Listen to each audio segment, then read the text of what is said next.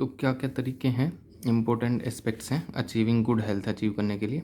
तो उसमें सबसे पहले तो क्या आता है, बैलेंस डाइट आनी होनी चाहिए, पर्सनल हाइजीन मेंटेन करके रखना है हमें, और रेगुलर एक्सरसाइज नेसेसरी हैं। ये सारे इंपॉर्टेंट हैं टू मेंटेन गुड हेल्थ। की डाइट बैलेंस होनी चाहिए, उसमें प्रॉपर न्यूट्रिशनल वैल्यू का फूड कंटेंट होना चाहिए, पर्सनल हाइजीन रखनी है हमें, और रेगुलर एक्सरसाइज है। तो ओवरऑल रेगुलर एक्सरसाइज भी करेंगे तो ओवरऑल अपना जो इम्यून सिस्टम है वो बूस्टअप रहेगा। तो ये सारे इसेंशियल हैं गुड हेल्थ को मेंटेन रखने के लिए। और yoga have been practise since time immemorial to achieve physical and mental health. कि योगा भी उसमें बहुत बड़ा रोल प्ले करता है, फिजिकल हेल्थ को तो मेंटेन करता ही करता है, साथ में योगा किसके लिए भी इम्पोर्टेंट है, मेंटल हेल्थ को अचीव करने के लिए, मेंटल पीस को अचीव करने के लिए भी किसका रोल आता है, योगा का रोल आता है। तो उसका भी बहुत बड़ा इंपॉर्टेंट रोल है फिजिकल एंड मेंटल हेल्थ को, फिजिकल स्टेटस को, मेंटल स्टेटस को मेंटेन रखने के लिए। तो ये उसी के अंदर आता है, रेगुलर एक्सरसाइज में योगा भी इंक्लूड होना चाहिए। दूसरा पॉइंट आता है अवेयरनेस अबाउट डिजीज़, कि डिफरेंट डिजीज़ हैं वो कैसे स्प्रेड्स हो रही हैं, कौन से पार्ट्स को अफेक्ट करती हैं, क्या क्या उनके सिम्टम्स हैं, तो उनके बारे में अवेयर होना चाहिए। And their effect on different bodily functions, और कौन से बॉडी फंक्शंस को अफेक्ट करेंगी, कैसे स्प्रेड होंगी। तो अगर इनकी जानकारी ज़्यादा से ज़्यादा होगी, अवेयरनेस ज़्यादा से ज़्यादा होगी, तो इनके फैलने के चांस उतने ही कम हो जाएंगे, अगर लोग ठीक से पूरी प्रिकॉशंस वगैरह फॉलो कर रहे हैं तो। तीसरा एक पॉइंट आता है इंपॉर्टेंट पॉइंट, वैक्सीनेशन या इम्यूनाइजेशंस अगेंस्ट इन्फेक्टिशियस डिजीज़।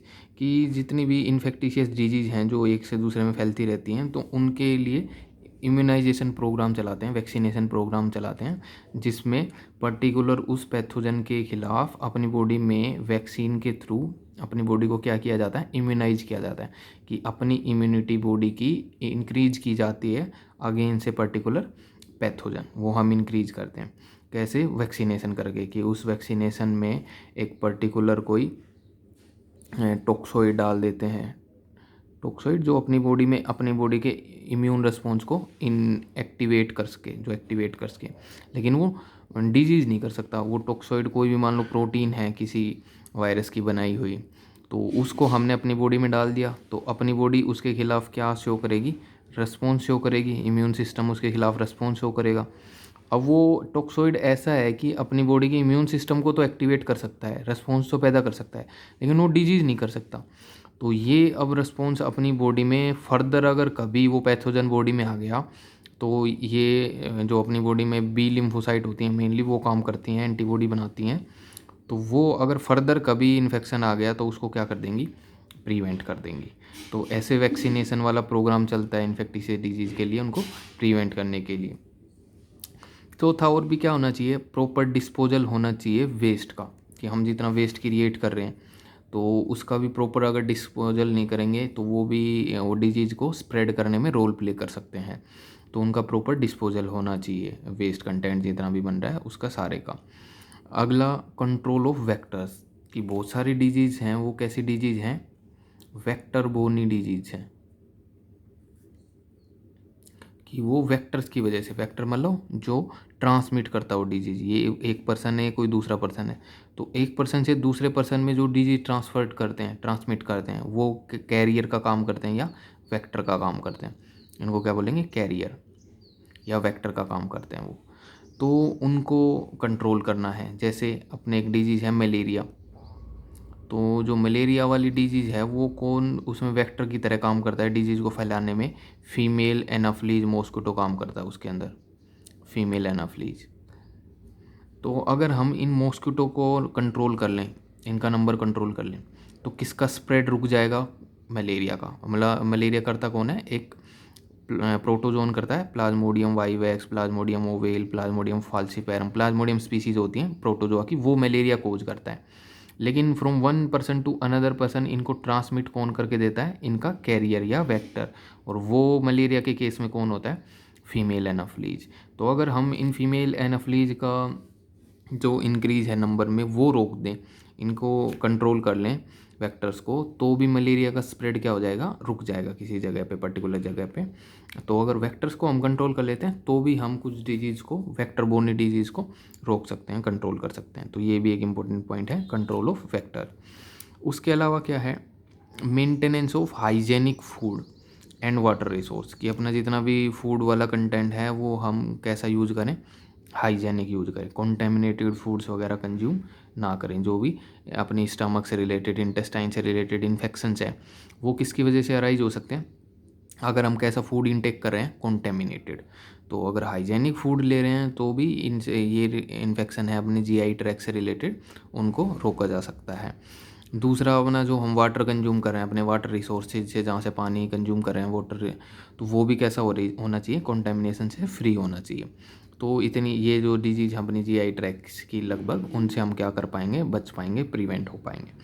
तो ओवरऑल ये 6 पॉइंट्स हैं जो मेंटेनेंस के लिए, गुड हेल्थ को मेंटेन रखने के लिए इम्पोर्टेंट है। तो पहला था बैलेंस डाइट होनी चाहिए, पर्सनल हाइजीन भी मेंटेन रखनी है, रेगुलर एक्सरसाइज होनी चाहिए, और उस रेगुलर एक्सरसाइज में कौन भी इंक्लूड होना चाहिए, योगा इंक्लूड होना चाहिए, जो अपनी मेंटल एंड फिजिकल दोनों हेल्थ के लिए इम्पोर्टेंट रोल प्ले करता है। तो वो पहला पॉइंट आता है। दूसरा, हमें डिफरेंट डिजीज़ के बारे में अवेयरनेस होनी चाहिए कि कौन सी डिजीज़ कैसे स्प्रेड होती है, उनके स्प्रेड का तरीका क्या है, हमारी बॉडी के कौन से पार्ट को अफेक्ट करती हैं वो, तो उसके बारे में ज़्यादा से ज़्यादा अवेयरनेस होनी चाहिए।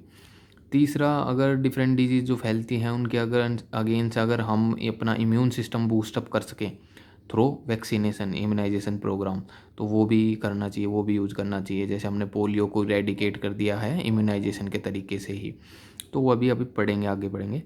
चौथा, अपना जो वेस्ट जितना हम क्रिएट करते हैं वो भी प्रॉपरली डिस्पोज होना चाहिए, उसको भी ऐसे नहीं कि इधर उधर कहीं डाल रहे हैं, प्रॉपर डिस्पोजल का मैकेनिज़्म होना चाहिए उसका, और वो ऐसे हमें डिस्पोज ऑफ करना है।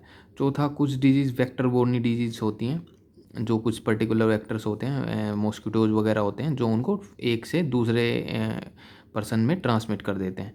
तो अगर हम उन वेक्टर्स का पे भी कंट्रोल कर लें, उनके नंबर पे कंट्रोल कर लें, तो भी पर्टिकुलर डिजीज़ को रोक सकते हैं।